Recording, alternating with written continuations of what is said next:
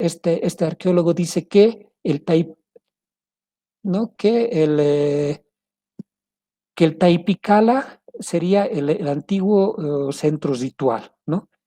Y, eh, y alrededor de este antiguo centro ritual, ¿no? Tendría ciudades primarias, de primer orden, de segundo orden, de tercer orden, de cuarto orden, y alrededor de estas ciudades tendría otras comunidades de menor jerarquía, ¿no? Entonces ahí vemos como un modelo eh, relacionado con nuestra geografía, con nuestro contexto, ¿no?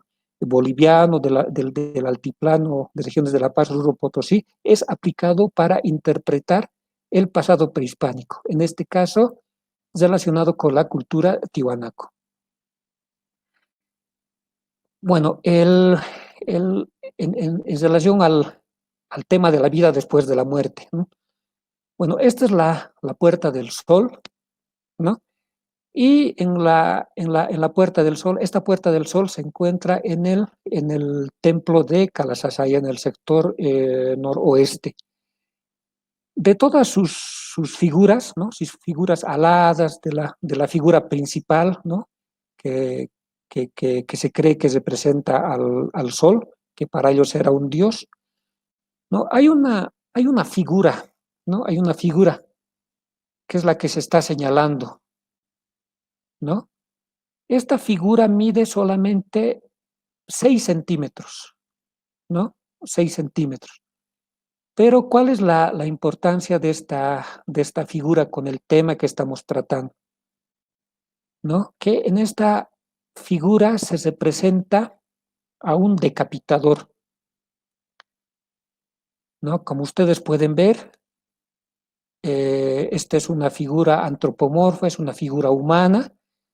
En el brazo izquierdo, aquí se ve claramente cómo esta figura humana agarra un hacha, ¿no? Bueno, muchos arqueólogos piensan que no es un hacha, sino es una trompeta, ¿no? O sea, este personaje sería un trompetero, un músico, ¿no? Pero no tiene mucho sentido, ¿no? ¿Por qué? Porque en la otra mano, en la mano derecha, sostiene una cabeza, ¿no? Entonces, en base a esta figura es que se ha reproducido, ¿no? Se ha reproducido este dibujo, ¿no? Donde se ve claramente aquí la figura del hacha y la cabeza humana decapitada, ¿no? Eh, Según las investigaciones arqueológicas, en el único lugar donde se han realizado sacrificios humanos ha sido en la pirámide de Acapán, ¿no? O sea, en esta estructura, en la más alta, solamente en ese lugar, ¿no? Y aquí tenemos un ejemplo, ¿no? Es un ejemplo de un enterramiento. Este enterramiento ha sido excavado el año 89 por Lina Manzanil, ¿no? Entonces,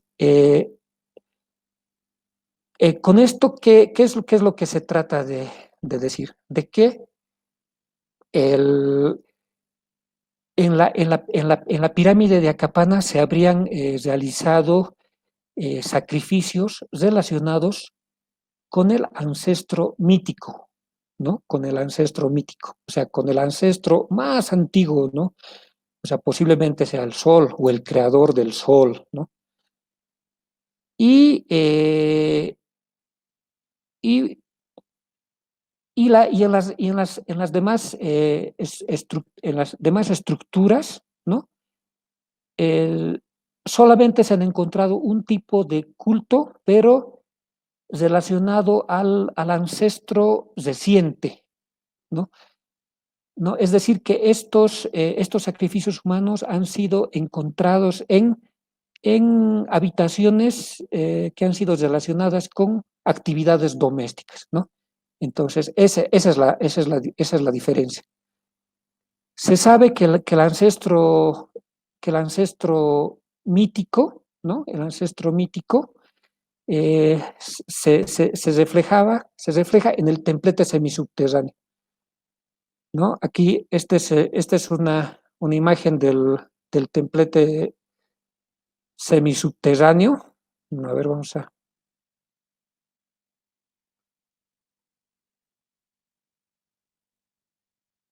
No, a ver, ¿dónde tenemos una imagen del templete semisubterráneo?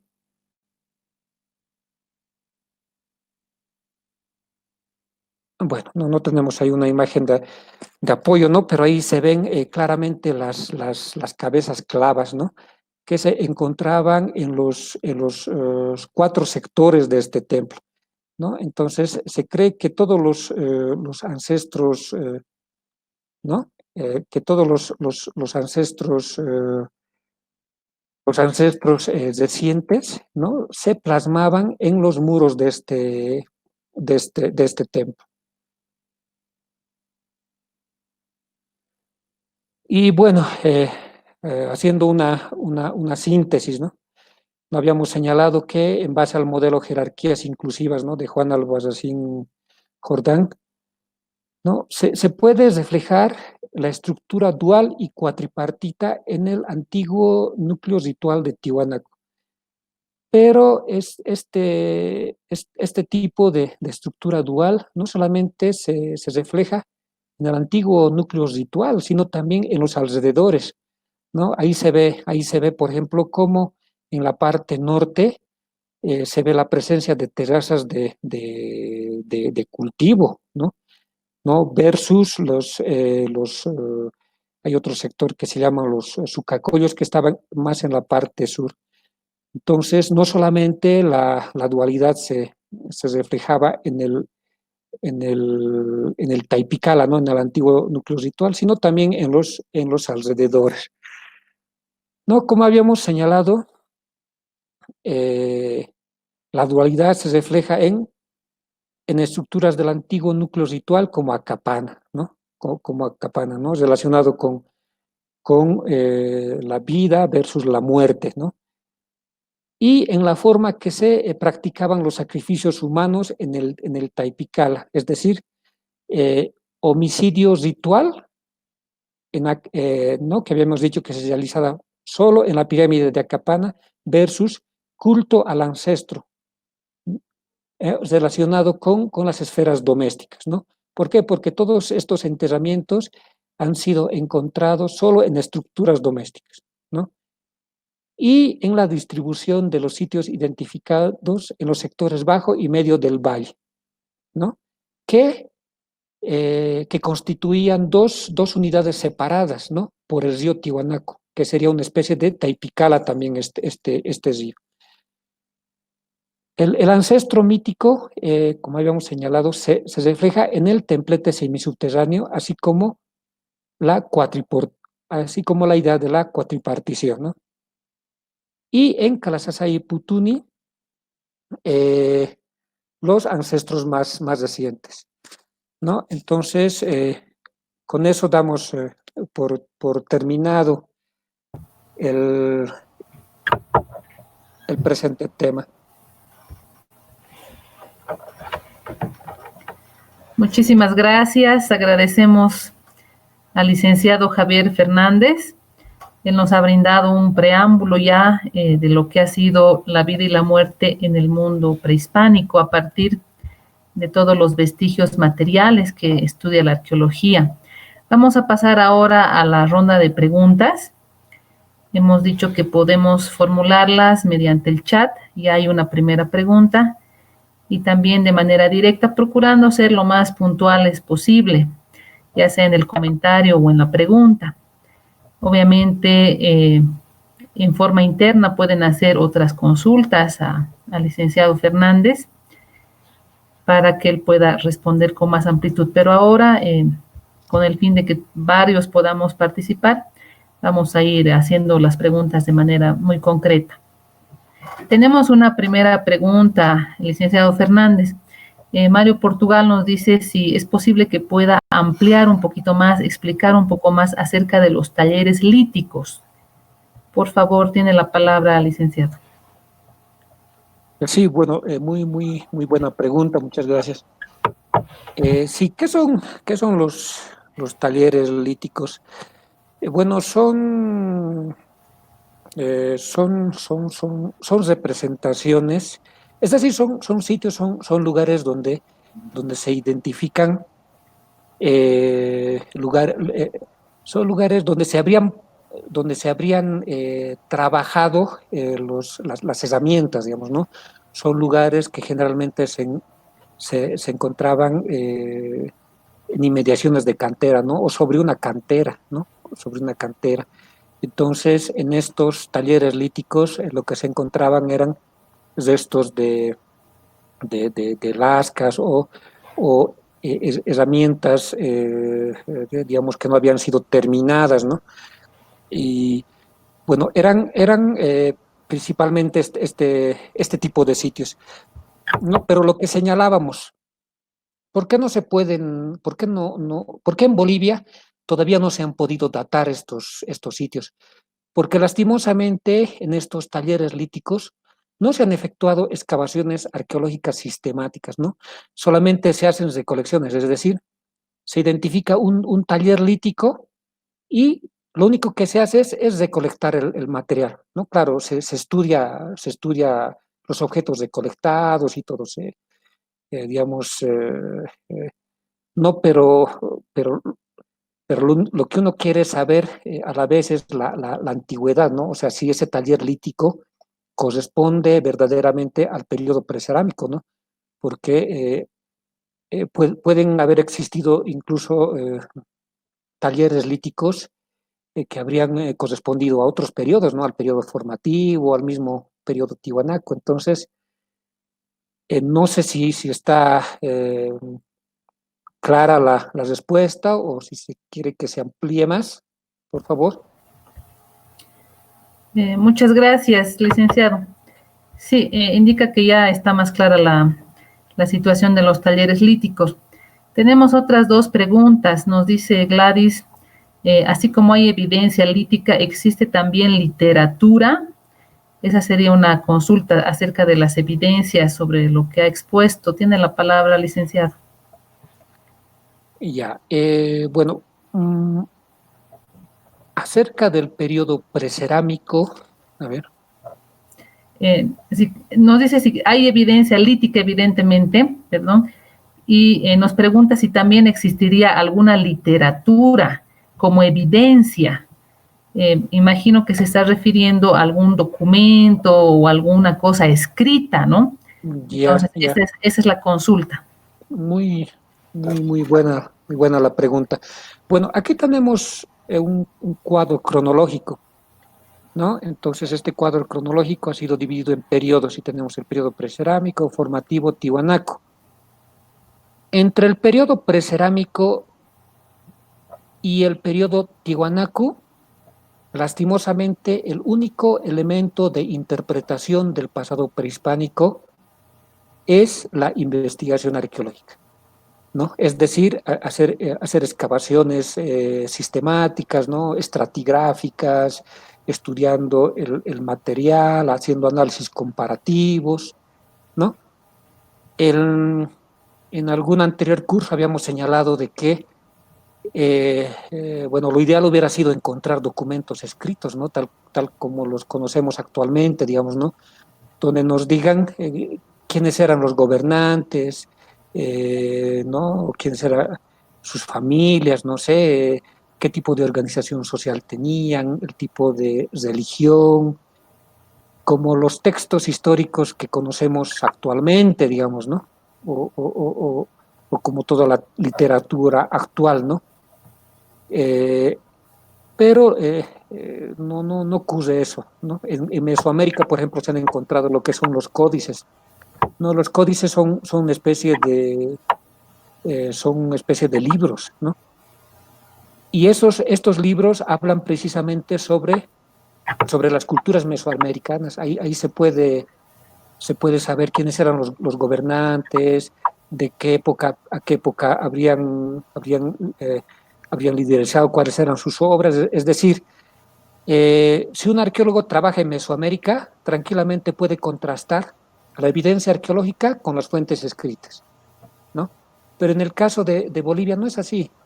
¿no? Habíamos dicho que entre el periodo precerámico del 10.000 antes de Cristo al 1100 después de Cristo, solamente se puede interpretar el pasado prehispánico a través de la investigación arqueológica.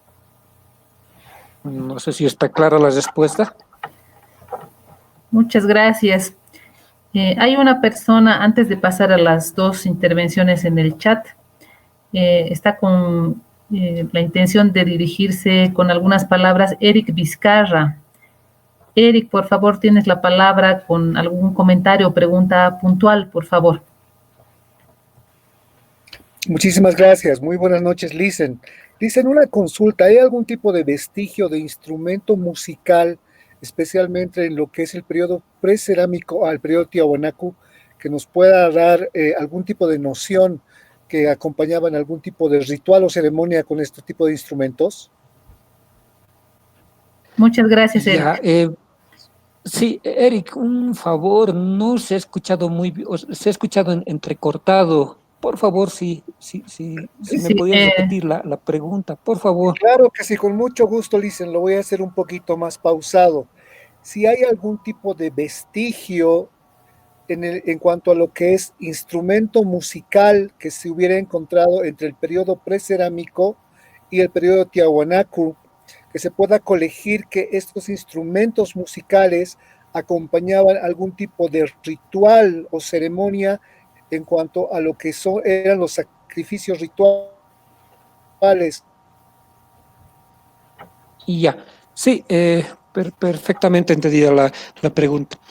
Bueno, del periodo precerámico, lastimosamente no.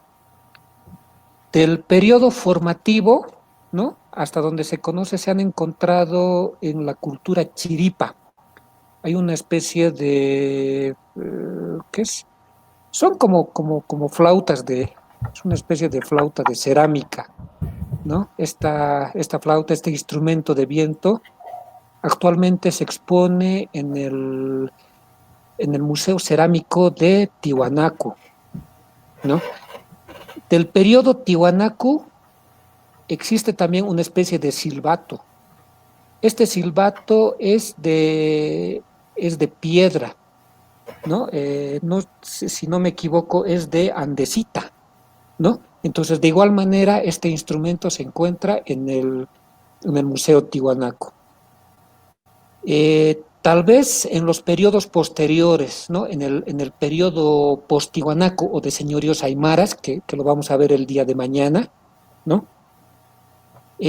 Al interior de algunas torres funerarias, ¿no? Como un adelanto, se han encontrado zampoñas, ¿no? Zampoñas, ¿no? Entonces, bueno, eso no quiere decir que digamos que las evidencias en cuanto a música en todos estos periodos sean escasos, ¿no? O sea, el, el problema es de que la investigación arqueológica en Bolivia recién se está iniciando, digamos, de modo sistemático. O sea, posiblemente de aquí a un futuro se encuentren nuevos sitios donde se encuentren evidencias, ¿no? Específicas sobre la música, ¿no? Que es un tema muy, muy interesante, ¿no? Pero en el estado actual de las investigaciones, lastimosamente no, o sea, solamente se han encontrado, digamos, algún tipo de instrumentos, ¿no? Digamos, que en algunos de los casos no tienen ni contexto arqueológico, ¿no? Ese es el problema.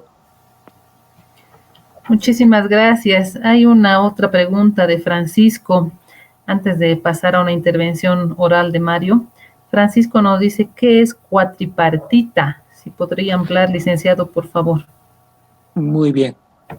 Bueno, ¿qué es lo cuatripartito? Lo cuatripartito se relaciona con la división en cuatro, ¿no? De ahí viene lo cuatri, ¿no? La división en cuatro.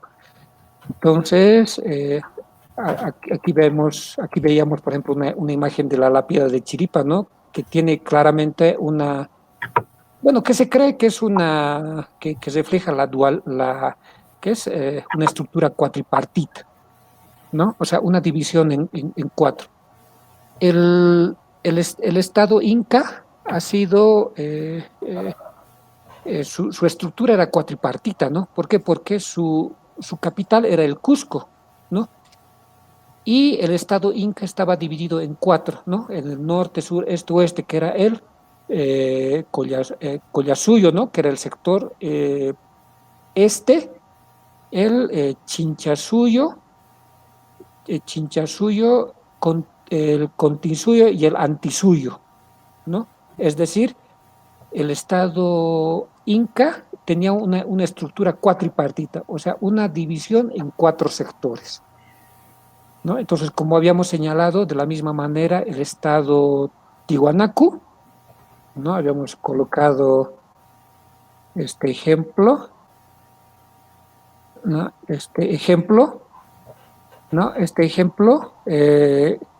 que también tenía una estructura cuatripartita, ¿no? Los arqueólogos creen que Tiwanaku, o sea, el Taipicala, el ombligo de Tiwanaku estaría en el sitio arqueológico monumental y, y esta era la capital, ¿no? Y toda la región había sido dividido en cuatro partes, ¿no?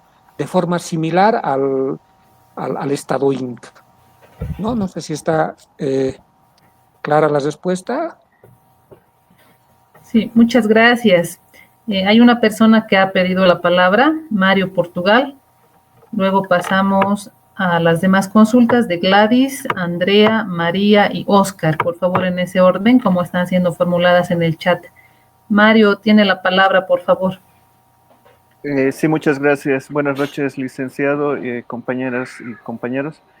Mi pregunta es sobre el culto al sol en la etapa tihuanacota, si el sol era una deidad tanto creativa como destructiva, es decir, si estaba también relacionado a la muerte. Muchas gracias. Muy buena pregunta, ¿no? Muy buena pregunta. Y bueno, por eso se hacían también los sacrificios humanos, ¿no? ¿Por qué? Porque era bueno, finalmente el sol, ¿no? Que era venerado como Dios en esa época, era tenido como, bueno, el ancestro mítico, ¿no? Entonces, si no se le hacía sacrificios humanos, ¿no? Que se efectuaban en la pirámide de Acapana, ¿no? Entonces se creía que este Dios iba a influenciar en los destinos de la sociedad, ¿no? Digamos, de forma similar a lo que ocurre hoy día, ¿no? Si tienes un negocio, no sé, te compras una movilidad, algo, si no challas o si no bendices, entonces posiblemente tengas un accidente, no sé, ¿no? Pero en esa época era así, ¿no? O sea, si no hacías un sacrificio humano al sol o al ancestro mítico, ¿no? ¿No? De esta cultura, entonces posiblemente, no sé, tu familia o el estado entero, o sea, tenga algún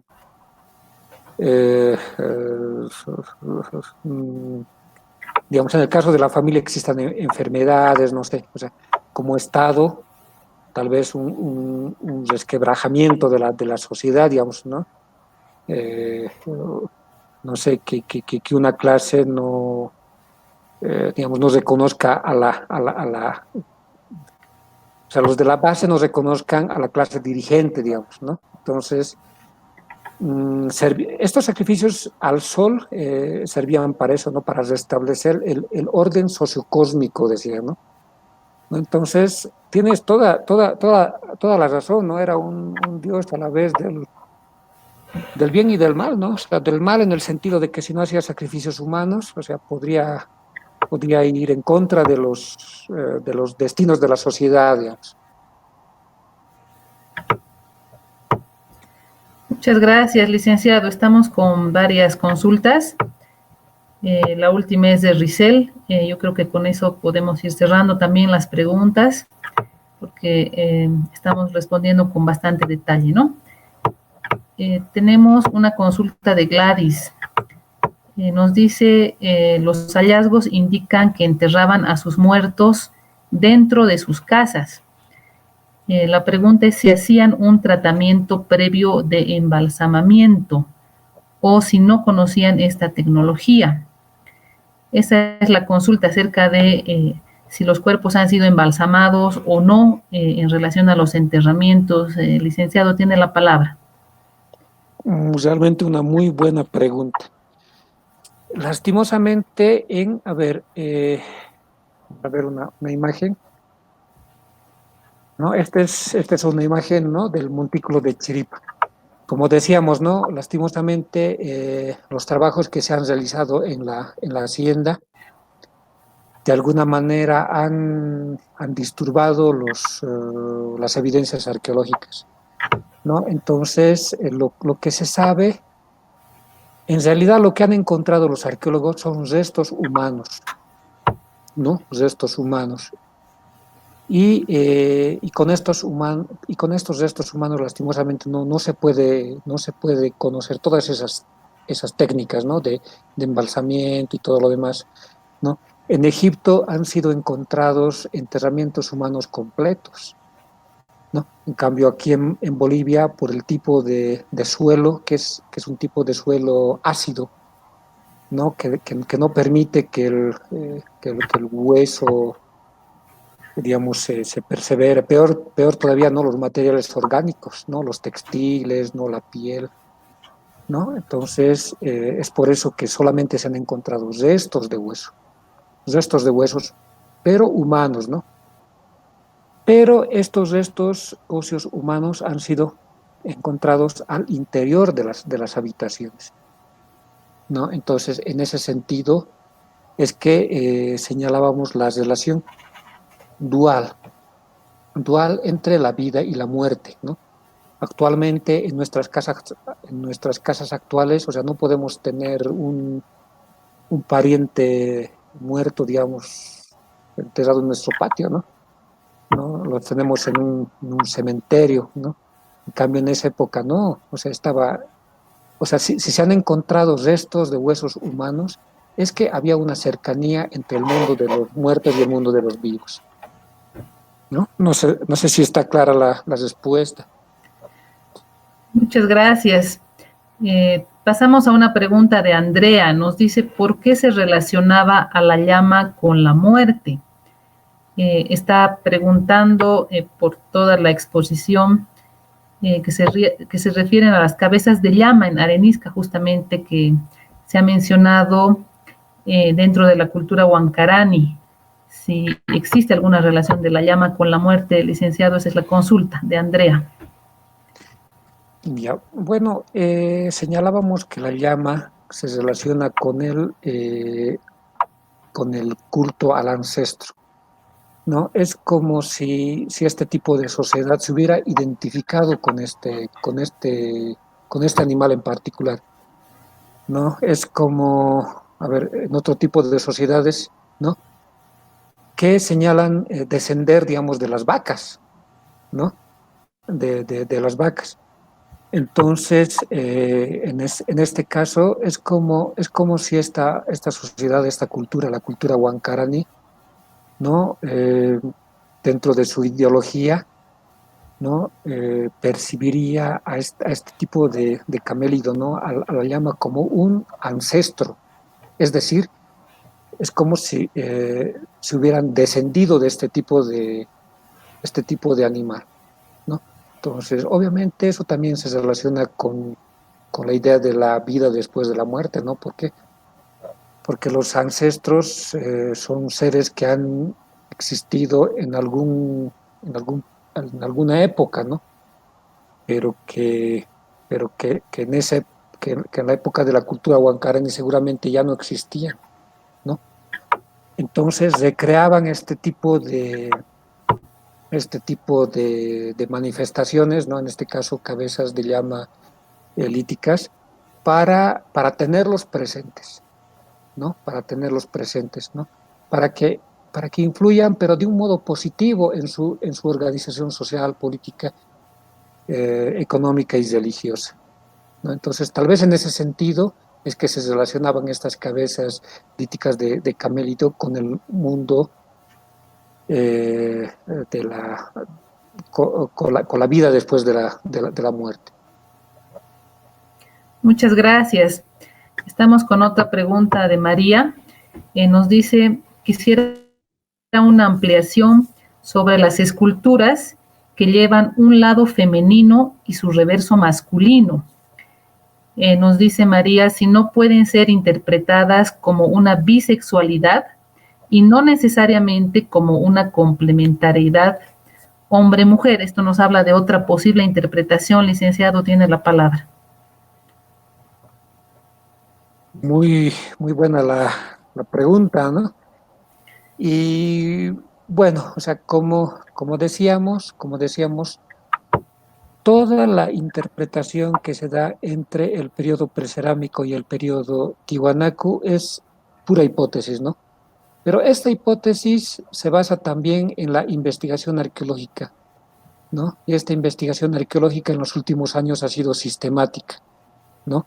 Es un tipo de arqueología que se basa en la comparación, en dataciones, ¿no? En un registro intensivo, ¿no? Pero tiene toda la razón, ¿no? Porque son solo hipótesis, ¿no?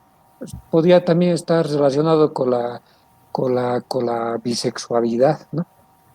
No, pero en lo que dicen los arqueólogos en relación a la tradición religiosa Yayamama es que relacionan todas estas manifestaciones culturales, o sea, son esculturas en piedra, ¿no? Donde en un lado tienen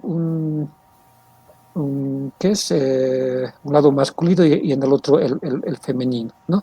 Entonces, eso los relacionan con lo que es la tradición religiosa y Yayamama, ¿no? Pero todo este periodo, como habíamos dicho, está libre de interpretaciones, ¿no? Pero estas interpretaciones también tienen que tener un sustento empírico. Muchas gracias. Vamos a una consulta de Oscar. Nos dice si podría explicar un poco más sobre qué ideología tenían los tiahuanacotas acerca de la vida después de la muerte. ¿Cuál habría sido esta ideología? Licenciado, tiene la palabra. Ya, bueno, muy buena pregunta. Como decíamos, ¿no? La cultura tiwanaku puede ser interpretada a través de muchas escuelas de pensamiento, a través de muchos marcos teóricos, ¿no? Pero lo que estamos haciendo en este caso es interpretar a la cultura tiwanaku en base al modelo jerarquías inclusivas de Juan Albarracín Jordán. Y en base a este modelo se señala que este tipo de organización, este tipo de Estado, tenía un tipo de organización social dual y cuatripartita, ¿no? Y en ese sentido también se reflejaba lo que es la trielidad, es decir, lo que es el mundo en que vivimos, ¿no? El inframundo y el Alajpacha, la Capacha y el Mancapacha, ¿no? Los tres mundos, ¿no? Entonces, ahí vemos, por ejemplo, a ver cómo la pirámide de Acapana como está en la superficie, pero a la vez es la estructura más elevada, se relaciona con el Alajpacha, ¿no? En cambio, el templete semisubterráneo está del nivel del suelo, pues es semisubterráneo, ¿no? Está por debajo del nivel del suelo. Entonces, ¿con qué nivel del mundo lo asociaríamos? ¿No? Con el Mancapache, ¿no? Entonces, ahí vemos claramente cómo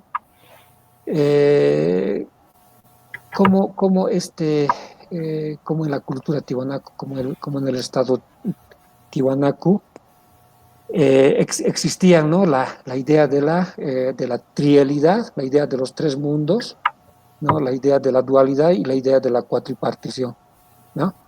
Ahora, en el tema relacionado con la vida después de la muerte, ¿no? Ahí veíamos cómo, por ejemplo, en la Puerta del Sol, en la Puerta del Sol, aquí tenemos la imagen, ¿no? Se veía una figura de solo 6 centímetros, pero que mostraba la decapitación, la idea de decapitación, ¿no? Y esta figura lo hemos relacionado con la pirámide de Acapana, que según las investigaciones arqueológicas era el único lugar donde se efectuaban sacrificios humanos, ¿no? Entonces ahí vemos la relación, ¿no? Entre un templo de Calasasaya que representaba a la Capacha, con otro templo que es la estructura escalonada de Acapana que representaba al Ajpacha.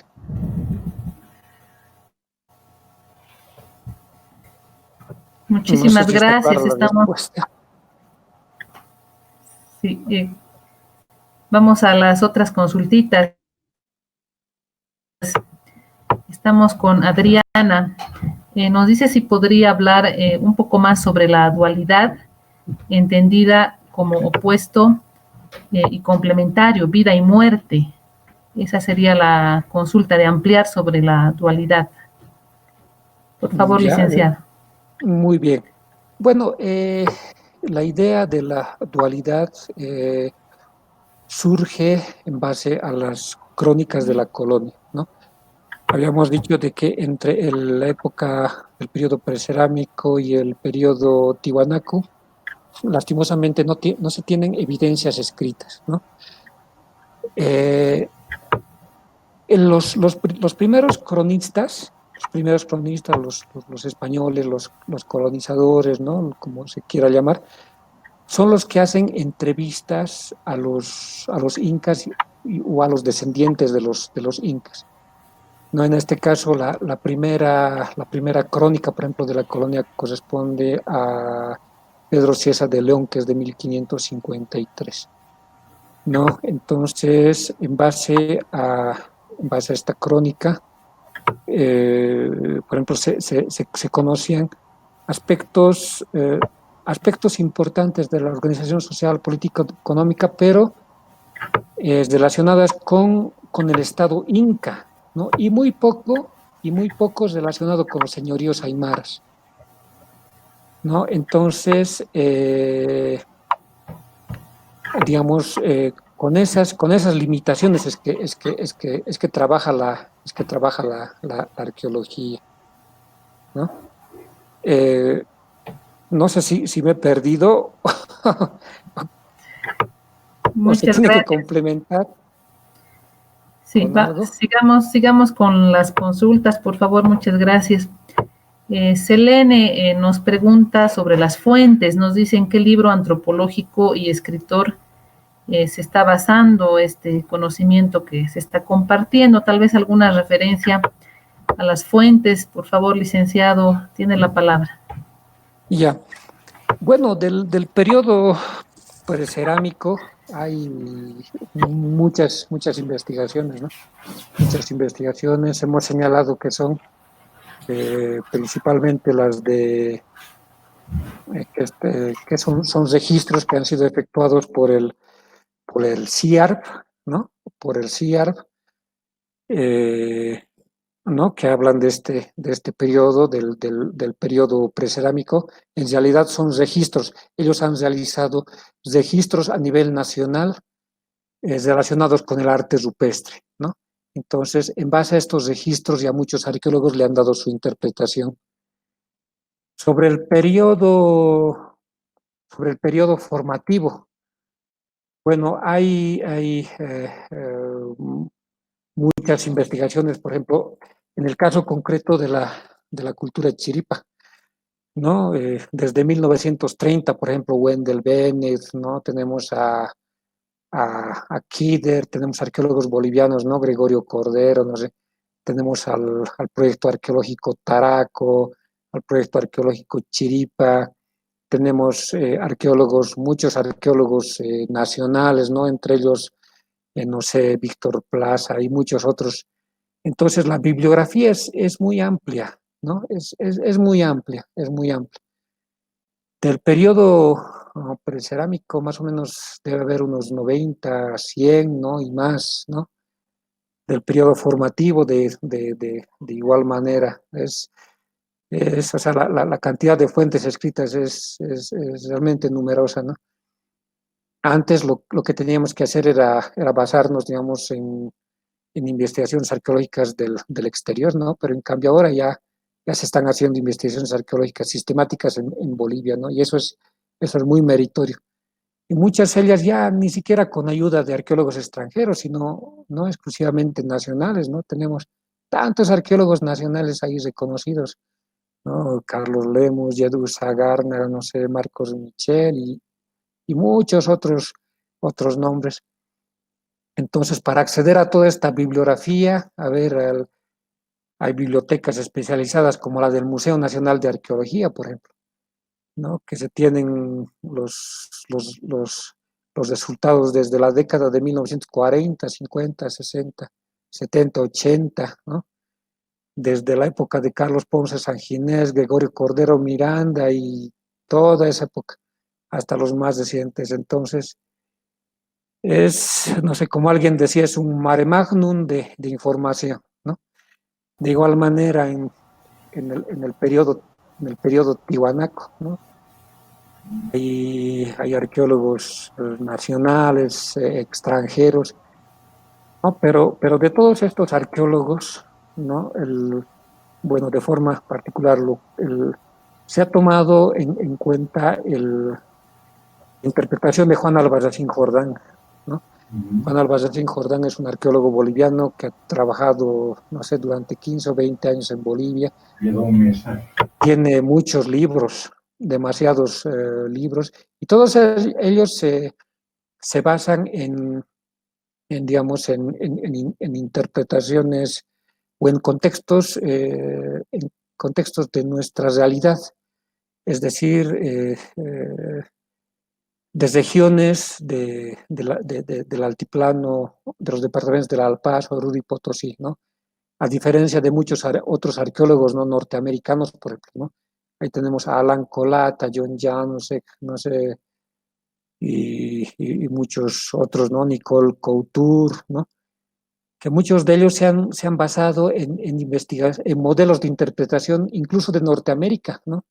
Ellos decían que, por ejemplo, que la ciudad actual de Nueva York podía servir de modelo para interpretar a Tiwanaku, por ejemplo, ¿no? Entonces, hay la cantidad de fuentes escritas realmente es enorme, ¿no? Pero de esa enorme cantidad de fuentes, muchas interpretaciones no se basan en nuestro contexto, ¿no? Sino se basan en otras realidades, ¿no? Por ejemplo, no sé, ¿qué sé? Ciudades del Medio Oriente, ¿no? Por ejemplo, ¿no? Como veíamos en el caso de Alan Colata, ¿no? Entonces, eh, enumerar la bibliografía ¿no? Realmente hay mucha bibliografía, ¿no? Mucha bibliografía. Así es, muchísimas gracias. Estamos con algunas otras consultas ya cerrando esta etapa de preguntas.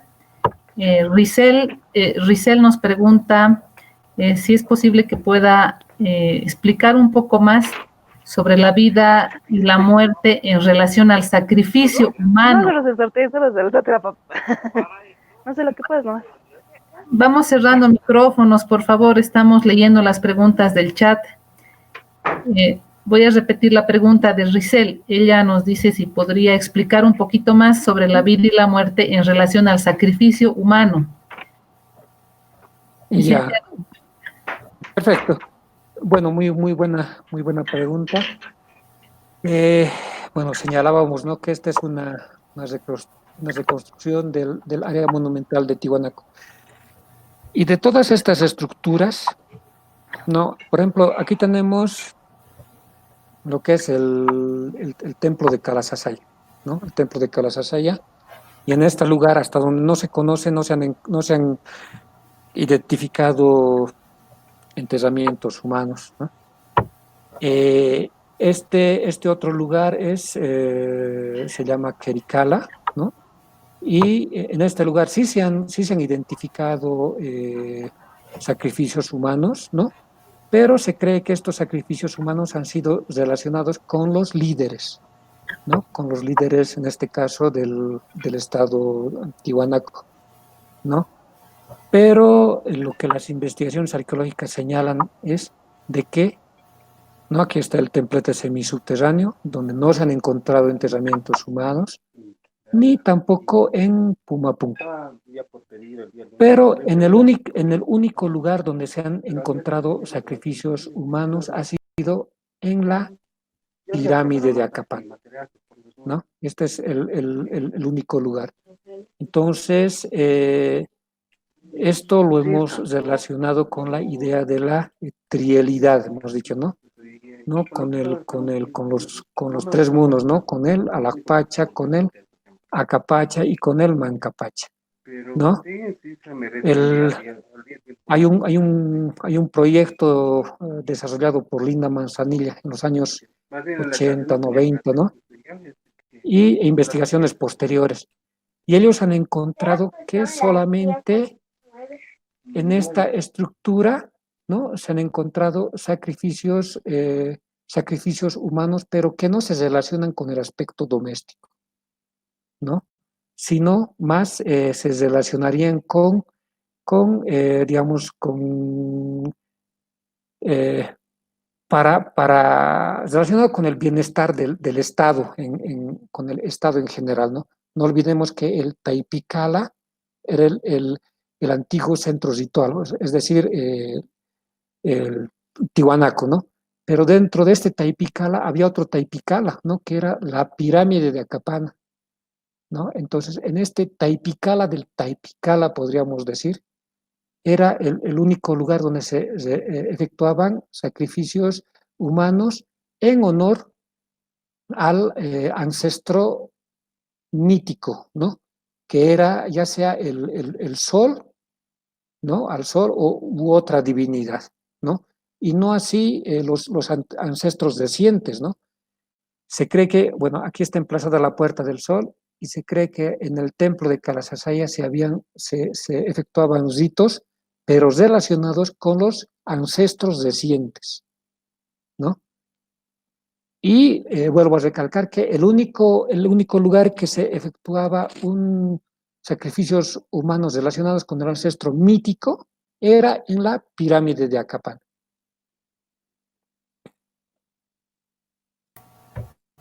Muchísimas gracias. Vamos a las 3 últimas preguntitas de hoy. Está Selene, nos habla de un término que yo le invito a que nos pueda explicar un poquito. Ella dice si se podría hablar de helenismo en los ancestros de las culturas mencionadas. Yo quisiera invitar a Selene para que un poco nos comparta y nos amplíe a los que no conocemos este término del helenismo. Selene, tal vez podrías un poquito referirte a él para que podamos comprender mejor tu pregunta. Tienes la palabra, Selene.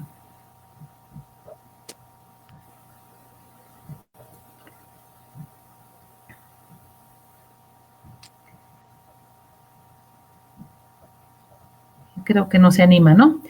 Licenciado Fernández, no sé si quiere responder esta pregunta, porque es un término que no se ha tocado en la exposición. Ahí está, Selene, sí, adelante, por favor, tal vez nos puedas aclarar un poco. Preguntaba sobre el helenismo, puesto que habla el antropólogo, habla sobre los ancestros, sobre las muertes, por ejemplo, y entonces el helenismo, el conocimiento que yo tengo, pues se basa prácticamente, viene de Grecia, ¿no? Cuando Alejandro Magno, la muerte de Alejandro Magno y el suicidio de la última soberana, ¿no? Que fue Cleopatra.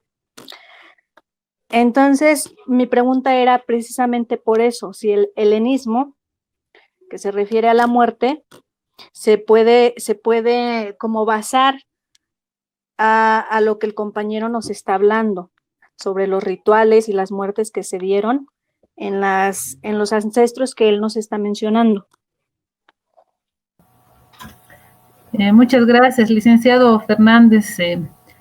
No sé si quiere responder la pregunta o tal vez Ya, no, internamente, ¿no? sí, está muy buena Ya.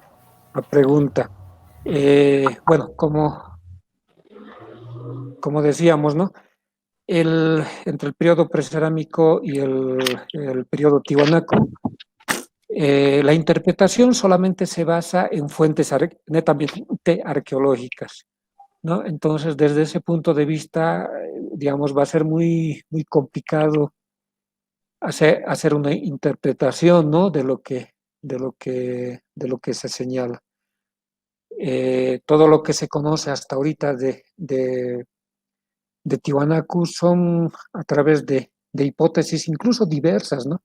¿Por qué? Porque cada arqueólogo, en base a su modelo de interpretación, eh, tiene una hipótesis totalmente diferente, ¿no? Y lo que señalábamos, ¿no? De que el marco de explicación del presente seminario se basa esencialmente en el modelo Jerarquías Inclusivas de Juan Albarracín, ¿no? Y este modelo, ¿no? Te habla, ¿no? Te habla precisamente de la división dual, cuatripartita, ¿no? De las ceremonias, ¿no? Y también de los hitos, ¿no? De los hitos. Entonces, todos esos conceptos son los que han sido trasladados al mundo prehispánico, ¿no? Un mundo prehispánico donde se señala que no hay fuentes históricas, ¿no? Que hablen de forma directa sobre las actividades, sobre sus gobernantes, sobre el idioma que hablaban, sobre su organización social, política, económica. Es decir, todo lo que conocemos del mundo prehispánico son solamente hipótesis basadas en la investigación arqueológica, ¿no? Entonces, esas son las limitaciones también que tiene la arqueología. Muchísimas gracias. Estamos en la penúltima pregunta, con un poco de carácter un tanto más técnico, ¿no? Nos dice Gladys si los templetes semisubterráneos tenían algún tipo de tecnología de drenaje para épocas lluviosas. Licenciado, por favor. Muy buena pregunta. Excelente. Sí, sí, sí. Sí tenían su tecnología, sí tenían su drenaje, ¿no? De hecho, por ejemplo, en Putuni, ¿no? En Putuni se ha encontrado un tipo de drenaje, ¿no? No, perdón, en Quericala, ¿no? En Quericala, que es una especie de templete semisubterráneo, ¿no? Que se ha encontrado su drenaje en los años 90 más o menos, ¿no? Y este drenaje está aproximadamente a unos 3 metros de profundidad, ¿no? Los diferentes arqueólogos también han encontrado, no a través de excavaciones directas, sino a través de investigaciones indirectas, digamos, no sé, resonancias magnéticas o una especie de radiografías, ¿no? En la superficie del suelo, que se han encontrado canales, ¿no? Estos canales están alrededor de todo el área nuclear todo el área nuclear de Tiwanaku, ¿no? Entonces, teniendo un templete tan importante como el templete semisubterráneo, por ejemplo, ¿no? Que tiene, ¿no? Su drenaje, se ha encontrado su drenaje. Ahora, de hace unos 8 o 9 años atrás, por ejemplo, en la cima de la pirámide de Acapana, ¿no? Antes de esos datos no se sabía la relación entre la cima y en el primer muro se ha encontrado una especie de, ¿qué es? Canales, ¿no? Pero no se sabía la relación, o sea, porque no habían investigaciones que estudien, digamos, de modo concreto, digamos, esta relación de los canales, ¿no? Pero en los años 2000 más o menos se ha encontrado un canal ¿no? Que va precisamente desde la cima de la pirámide y desemboca en uno de los canales que está en el primer muro de la estructura, ¿no? Incluso hay gente que se ha introducido en estos canales, ¿no? Para saber cuál era la técnica constructiva y dónde llegaban, ¿no? Bueno, hasta cierto lugar, digamos, han podido acceder, ¿no? Pero más allá de eso está tapado con limo, está tapado con limo. Pero son canales que están preservados de forma muy perfecta, ¿no? Lo que refleja realmente lo que era esta cultura, ¿no? Que se relacionaba generalmente con la perfección. Muchas gracias. Vamos a una última pregunta. Laura interroga, nos dice, ¿qué significado o función tienen las cabezas talladas en piedra en el templete semisubterráneo? Licenciado, por favor. Ya, muy buena pregunta. Bueno, estas cabezas clavas se cree que representan no al ancestro mítico, ¿no? Sino a los ancestros recientes. Es decir, posiblemente a la muerte de un líder, ¿no? Su muerte o su liderazgo se representaba con una cabeza. Entonces, esta estructura, el templete semisubterráneo, tiene una forma cuadrangular, pero esta forma cuadrangular está relacionado con los cuatro, o sea, está orientado de forma cardinal, ¿no? Norte, sur, este, oeste. Entonces, se cree que como Tiwanaku estaba dividido de forma cuatripartita, entonces, posiblemente digamos, si este líder había nacido digamos, en el sector norte, digamos, del estado de Tiwanaku, entonces su cabeza era colocada en el muro norte del templete semisubterráneo, ¿no? Y así sucesivamente.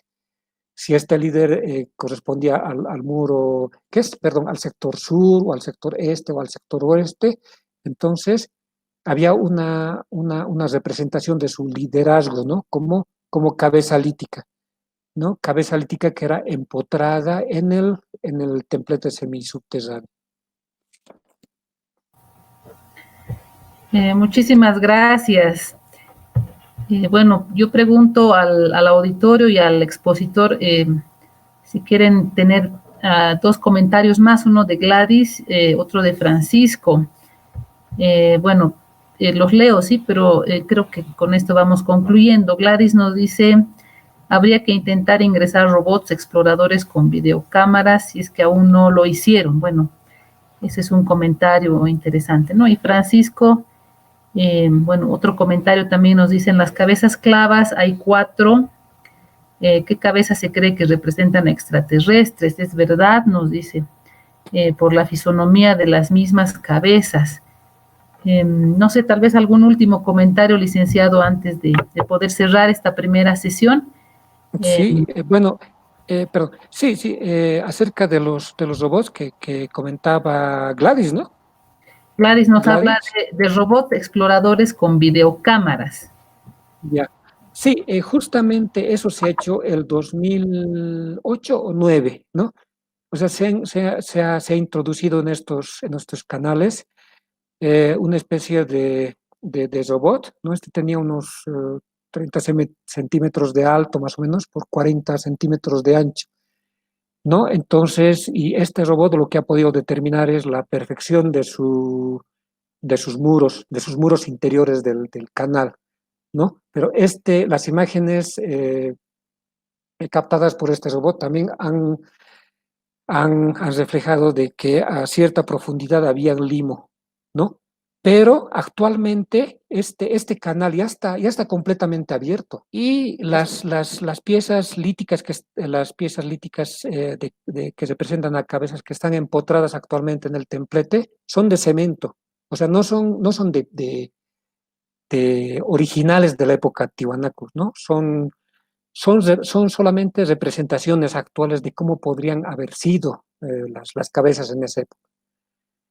¿No? Ahora, un tema interesante que toca es de la relación, digamos, de estas cabezas con los extraterrestres, digamos, ¿no? Bueno, de forma particular, bueno, hay un programa, ¿no? Que es Alienígenas Ancestrales, ¿no? Y este programa, de forma particular, o sea, creo que está a favor de lo que es la globalización. ¿Qué significa eso? De que así como en la actualidad no hay fronteras, ¿no? Por ejemplo, hay médicos sin fronteras, no sé, profesionales sin fronteras, hay todo sin fronteras, ¿no? Porque la globalización es así, ¿no? Entonces, ellos creen que en el mundo prehispánico, de igual manera, ha habido un mundo sin fronteras, ¿no? Es decir, de que gente que, o sea, ellos creen que esta gran civilización, como ha sido la cultura tiwanaku, no hubiera sido construida si no hubiera sido gracias a los extraterrestres, ¿no? Es decir, este programa de alienígenas ancestrales, o sea, cree que la gente, digamos, del área andina era tan inútil que no podía digamos, efectuar este tipo de trabajo sin ayuda de los extraterrestres, ¿no? Entonces, por ahí va la respuesta, en mi opinión. Muchísimas gracias. Agradecemos la participación de todas y todos en esta primera sesión del seminario virtual La muerte en el mundo andino. Francisco se ha quedado con algunas dudas, algunos comentarios, va a contactar al expositor internamente, así como todos nosotros podemos hacerlo también ya en forma personal para seguir conversando sobre este tema tan apasionante como es la vida y la muerte en el mundo prehispánico. No hemos tenido una introducción para que mañana ya podamos ver plenamente el tema de las estructuras funerarias. Agradecemos la participación de mucha calidad, mucho detalle que ha tenido el licenciado Javier Fernández. Él es arqueólogo, titulado en la Universidad Mayor de San Andrés, con mucha experiencia en todos estos temas, como han podido notar. Él ha trabajado muchos años en el Ministerio de Culturas y bueno, es lo que ha querido compartir ahora con todos nosotros de manera tan desprendida. Muchísimas gracias a todos y todas. El licenciado, si pudiera dar algunas palabras ya de despedida de este primer momento de este ciclo, por favor. Bueno, muchas gracias por la atención. Realmente muy buenas las preguntas. No es tan sencillo resumir un tema tan amplio. Estamos hablando del 10.000 antes de Cristo, ¿no? A la época de Tiwanaku, que es del 400 después de Cristo, ¿no? No es tan sencillo resumir no es tan sencillo sintetizar en una hora, ¿no? Todo este desarrollo cultural. Pero, ¿no? Las preguntas también un poco me han hecho, digamos, recordar, ¿no? Recordar todo lo aprendido, ¿no? De forma particular, efectuado excavaciones arqueológicas, ¿no? En el sitio arqueológico monumental de Tiwanaku, ¿no? Efectuado excavaciones arqueológicas en la pirámide de Acapana, de Pumapunco. Entonces, todo eso ayuda a recordar un poco. Entonces, muchas gracias por su atención.